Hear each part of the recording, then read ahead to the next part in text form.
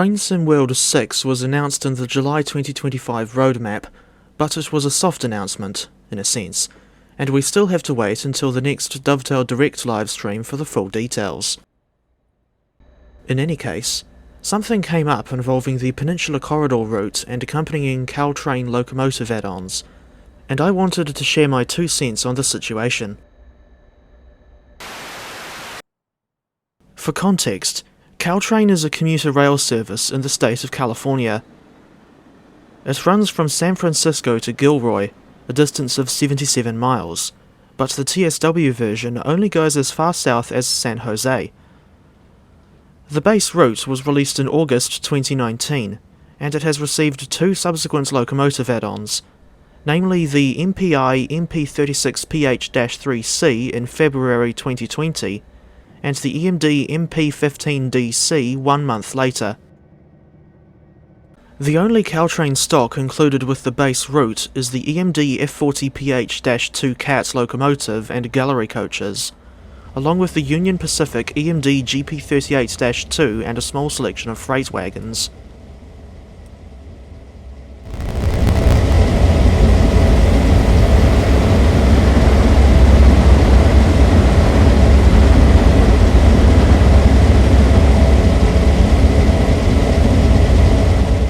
In late February 2025, all of the Caltrain add-ons in Train Sim World were discontinued due to the expiry of a license agreement between Dovetail and Caltrain. Players with TSW5 or previous iterations of the game can still access the Peninsula Corridor, MP36PH-3C and MP15DC for now, but with the announcement of Train Sim World 6, the possibility has arisen of this lot not being ported over to the quote-unquote new sequel. If that did happen, then it would be reminiscent of what happened with the CSX GP40-2 and Amtrak SW1000R, which were never ported over to Train Sim World 2 or any other subsequent sequels, for whatever reason. At least this time we would actually know why the Caltrain stock is not being ported over. As far as I know, DTG are looking into a way of retaining the Caltrain add-ons in TSW6, and I hope that something can be sorted out, even if it results in unbranded trains, which I don't like.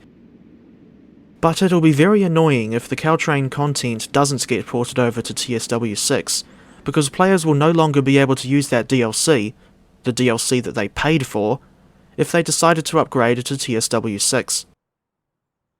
As much as I like driving on the Peninsula Corridor route, I'm not going to keep TSW5 installed just so I can keep using one route.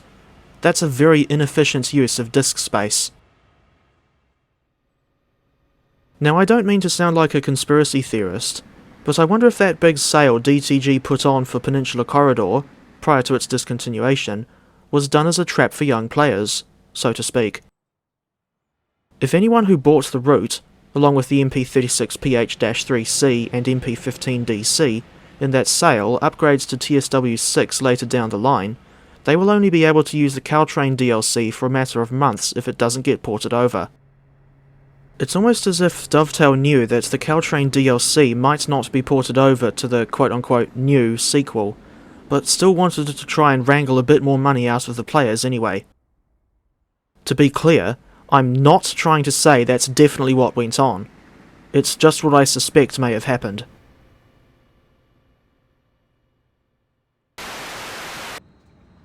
If you ask me, I think the Caltrain DLC situation is a result of Dovetail's questionable practice of releasing new iterations of Train Sim World every year. What the developers should be doing is updating what we already have, instead of leaving the previous iterations to rot while they laugh all the way to the bank again. Granted, there will be a free starter pack again, but it'll only be temporary. So if people want to upgrade to TSW6, but, for whatever reason, are unable to do so until after the starter pack expires, they'll have no choice but to pay for the main bundle featuring 3 routes, or one of the regional editions. And regardless of whether they upgraded to TSW6 with or without the free starter pack, people will still have to reinstall all of their add-ons again, and that can be very tedious if you've got a large DLC collection.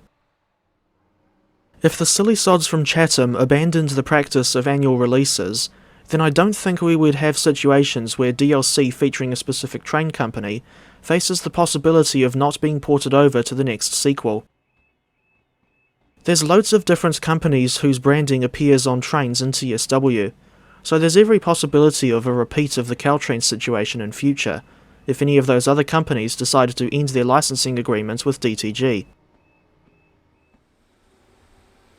As I said in a comment on a recent video by Train Sim Society, I'm split down the middle when it comes to what I think of Train Sim World overall. While it can still be fun sometimes, especially if I'm on a route that I've visited in real life, there are simultaneously various aspects of the game that drive me up the wall. I'd say the bad things are largely a result of Dovetail Games and their questionable business practices.